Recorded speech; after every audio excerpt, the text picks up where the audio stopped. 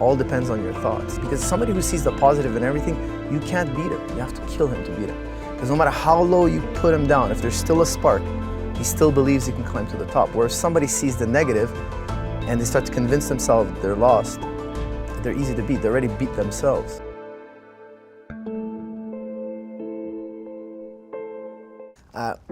Success for me, it's threefold, and one of the main two is your mind and your body. If I see somebody who's very intellectual and smart, but his waistline is out of control, his health is out of control, it's negatively out of control, I don't necessarily define him as successful. And what use is that knowledge he has if he can't keep his body healthy, he can't keep his system healthy? And for me, if you have knowledge, it shows in the real world. And if you have knowledge of health and fitness, etc., if you're a knowledgeable person, you know that that's one of the most important things you have to take care of is your health and fitness. So for me, it's not a contradiction. I think society, because we're in such a great position, the generations are getting softer and softer. You didn't have to struggle to eat. You didn't have to struggle to find a warm bed. You were given all these things. Life is pretty easy. So what happens is the mind starts to become softer. You're used to living a more cushy life. So what happens is, if you look at the Spartans or the Romans, etc., you had to wrestle. When you were born, you had to wrestle.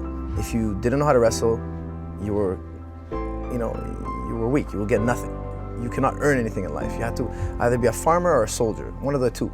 And 90% of the boys were soldiers, right? First, at least at one point in their life. So being tough was such an important thing, and wrestling is the key. I don't think you should teach kids boxing. A lot of people take their young kids and put them in boxing because there's blows to the head.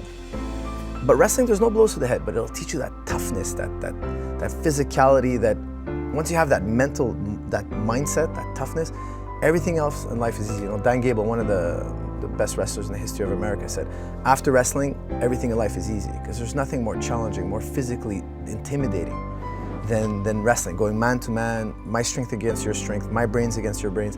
It's something that just brings something out of you. It builds you from the inside out, and I think we don't have that anymore. Plato says, in the Republic, he says, well, this is how you raise a human being. You don't teach him any philosophy early on. He has to exercise and he has to wrestle. And then later on, when he's 30, then you start teaching him philosophy and so on. But that foundation was a physical test. That's how you build the mind. Mental toughness for me is, you see only good in everything. Even if something catastrophic happens, you only see the good. Because there is good in all bad events. There is some good. If tomorrow a doctor tells you you're gonna die in cancer in 6 months, well, you gotta tell yourself, I'm gonna live at another level in these 6 months because I know these days are numbered. So every day for me is gonna be like a year. Every second is gonna be like hours for me because I'm gonna appreciate it that much. There's gotta be something positive in whatever happens. One of my favorite new authors that I'm reading into now is Marcus Aurelius. And he wrote his journals, during the war with the Germanic tribes. He was writing in his journal, and this was just his own personal journal, it wasn't a book. And he was in this situation where he was leading the softer generation of Romans. The Romans that haven't gone through war. They're just living through the spoils of their fathers who went to war and dominated the world. So they weren't ready to go to war and fight these barbarians, etc. And they were more corrupt and wanted to live the good life, etc. And he's writing in this journal, and he's considered one of the great 5 emperors. He was one of the best leaders that Rome ever had.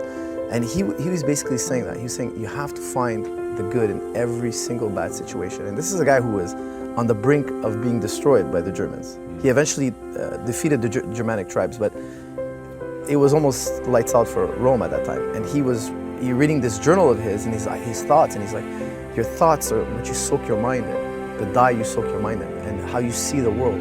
All depends on your thoughts. Because somebody who sees the positive in everything, you can't beat him. You have to kill him to beat him. Because no matter how low you put him down, if there's still a spark, he still believes he can climb to the top. Where if somebody sees the negative and they start to convince themselves they're lost, they're easy to beat. They already beat themselves. What a proactive person does, so people are reactive. So if you tell me, hey, I think you're the worst coach in the world, and I have this emotional feeling, and I have to manage these horrible feelings, I'm reacting to the world around me. I lose my business. Oh, now I'm reacting to the world around me. A proactive person, if he loses his business or whatnot, he's gonna say, well, now's an opportunity. I have all this free time. Here's other ventures I can do, and it's probably gonna work out to be even better than what I used to have. He always believes he's gonna have When he loses something, he's gonna find something better. He's not gonna wait for somebody else to come and save him. Right. He doesn't give power to other people. Habit number 1 is be proactive. There are no excuses. It's an incredibly important core component because once you're depressed inside, it becomes a downward spiral of negativity.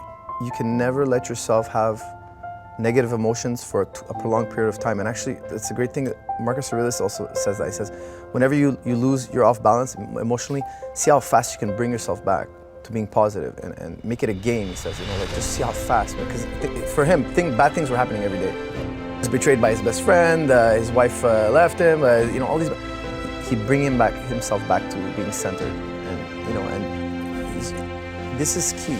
Because a person like that will be successful down the line, in the long run. It's the worst person to face. If that's your enemy, no matter what you throw at him, he will never go away. He'll never quit. In his mind, it's gonna work out in the end, somehow, some way. And I look around me all the time and I see people who were down and out and then came back to make it. They were down and out and came back to make it. Like you see that in corporations, you see that in individuals, you see that in fighters, you see that in actors, you see that all across the board. So winners see a bad situation as temporary. Winners see a bad situation as temporary. That's it. No matter how down and out you are, it's temporary. The death of emotions is primary because when your emotions always skew the way you see reality. And Socrates, he was very different than what you hear today. Everybody today is like, oh, reality is what you make of it, what you want it to be. Socrates was the polar opposite. He says, look, your emotions are getting in the way of what's really out there. You need to start checking your emotions at the door and just see what the world actually is in itself. And he actually believed that it was impossible to get to that point to 100%. But the more you lower your emotions, the more you lower your biases, the more you'll start to see the world as it is.